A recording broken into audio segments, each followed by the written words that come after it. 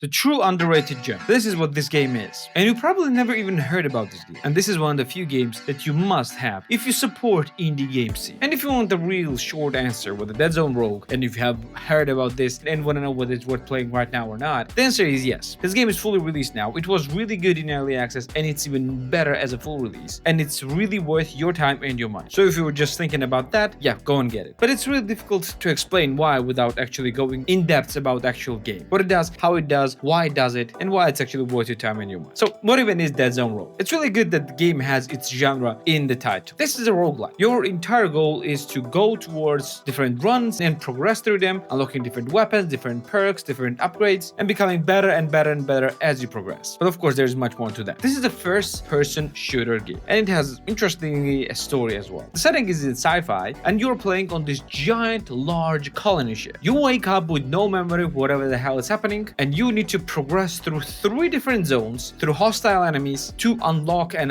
find out whatever the hell is happening around. Don't worry, the story is not the strongest part of this game. It's there, it's really good to have. It's really good to have some type of explanation behind the shooting that you do, and it's good to have the voice acting, talking, and some type of cutscenes in the game as well. But yeah, it's really not the entire point of it. So entire gameplay loop revolves around this. Well, you have 3 main missions, and don't let this number fool you. It's not a small number. These are basically 3 main zones, and each zone has submissions there as well, or other side quests if you want to talk about this, that you need to progress separately, and you have, I think, around 7-8 side quests per zone. Each mission is basically the set of rooms that you need to complete. So basically you're progressing through the rooms, and you need to go to the furthest, and at the end you're gonna meet and fight the boss. When you defeat the boss, you completed the zone. In an early access, it was a little bit different, the unlocking of the zones and things like that. In an early access, you needed to beat the first zone, and after that you would unlock the side missions that you need to complete them separately. Then you would need to go to the second zone, etc, etc. Now it's really straightforward. You unlock the zone, you beat the zone, and you unlock side quests of this zone, and then you can actually go to the next zone immediately. So if you want to just progress through and just complete the story and unlock every single zone right away, you can do that. The gameplay itself looks like this. You start in your, well, base, you go into the elevator, and you progress through the procedurally generated different rooms, and every time you're gonna drop different weapons, different perks, meet different enemies, and you need to progress from room to room until you're gonna complete, I think it's 30 rooms in all of the zones. Every 10 rooms you're gonna meet some kind of mini boss. It's really mini boss, not mini boss. It's a room that is a little bit more difficult than the previous rooms, and that gives you better rewards. And then at the end, or the 30th room, will be the boss. This is the big set piece battle against the big bad boss. So you have 3 big bad bosses here. And what's really interesting about this is what type of different builds that you can do in this game, and how different each one will be. At the beginning, you start only with a side weapon and a melee weapon, and sometimes enemies will drop the primary weapons or their armor, and you need to, well, level up them and become stronger and stronger and stronger without actually dying. That's really simple premise, and that's what I like about this game. It's really not difficult to understand the gameplay loops of the game. It's really, really simple. And if you will die, or if you will complete the run or complete the zone, you get to your main base, and you get to upgrade your skills and your perks, etc, etc. So in the first zone, you have your upgrades. But that's rather the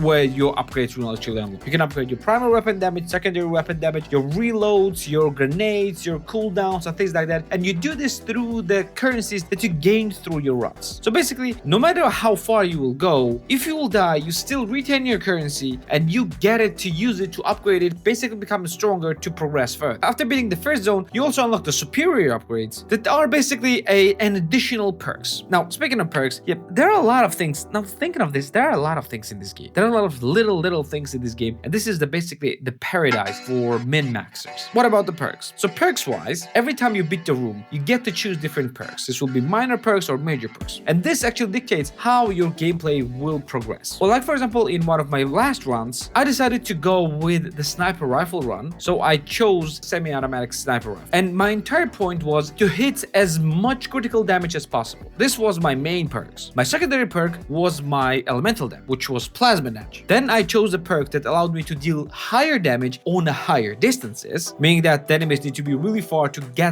for me to deal the maximum amount of damage. I also got the perk that increased the damage when I aim down sights, so basically best thing to have with your sniper rifle. Then I increased the number of bullets in my magazine from 20 up to more than 100, and I did this through few different perks. And then I even got the perk that would increase my damage with each bullet that is lacking in my magazine, meaning that if I just lacked only 25 bullets, my damage would increase by 50%. And all of these things stack up. And with additional elemental damage, with weapons elemental damage itself, because every weapon can have their different elemental damage, then grenades will also have different elemental damage, and your melee weapon can have a different elemental damage. You can create an absolutely insane build. But even that's not all. 1.0 actually added synergies in the game as well, meaning that you kind of have ability to build an actual, well, builds. Synergies are basically different sets of your perks or the different things that you can actually equip in order to unlock additional things, additional perks on top of everything that you already have, transforming your gameplay even further. Game also allows you to gain bots. Basically, the bots will be flying around you. And what's most important, game is not purely single player. You can actually play co-op as well. And playing co-op is actually really simple. You can actually unlock the public matchmaking and people will be just joining you. And because of 1.0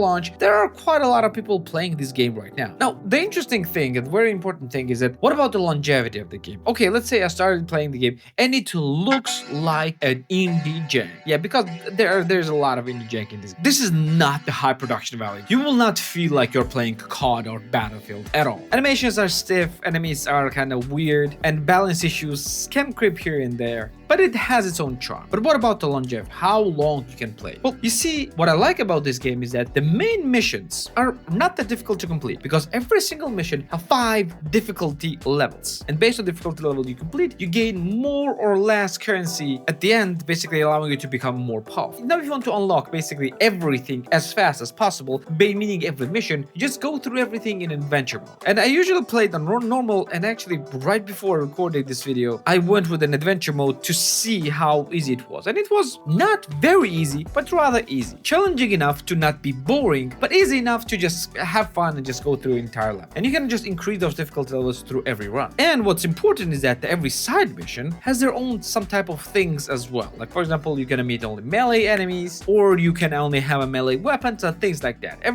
The side missions will be actually a different variation of your main zone missions. And also each zone has a gauntlet as well that is basically an arena mode for you to survive for as long as possible. And because of all these things, because of all the upgrades that you can give your main character, because of all the superior upgrades, basically additional perks that you can basically get anytime you go through an outpost, basically the place between the missions that allows you to buy additional weapons and additional perks and upgrades, etc, etc, because of all the synergies, because of all the different perks that you can get randomly in every random mission, and because of the randomness of the missions themselves and how difficult can those missions be, and with the addition of co-op, this game can be played for quite a long time. This game is an easy guilty pleasure for anyone. This game does not require you learn and memorize a bunch of things. This game is easy and simple enough to just run and have fun with. And this is the thing that I love about that game. It's really enjoyable. It's not bombarding you with a bunch of useless nonsense. There are no microtransactions. Well, there are microtransactions, but they're purely cosmetic. You just start and you just play. You don't need to learn all about the story. You just don't need to go through every single nook and cranny just to understand whatever the hell is happening around. You just go and play it. And I love it. I enjoyed it. This was a fun experience. But what I don't like is how overlooked this game is. The devs actually launched this in early access, and in an early access version was pretty good, and they upgraded and iterated it, and 1.0 is actually now rather good. I really enjoyed this. So if you want the forever game like another roguelike, but if you prefer something that is first-person shooter and not something like Hades, this game is it. You're gonna have a blast with it. Yeah, this game was fun experience. And if you want another fun experiences, but single player as well, you can watch one video about the best single player games right here as well. It's been a while since I made this video, so you can check it out how everything has changed since then. Or you can watch any other video that YouTube decides that is fit for you right here. Don't forget to subscribe right here as well. This is for today, and we're gonna see you in the next one. Take care.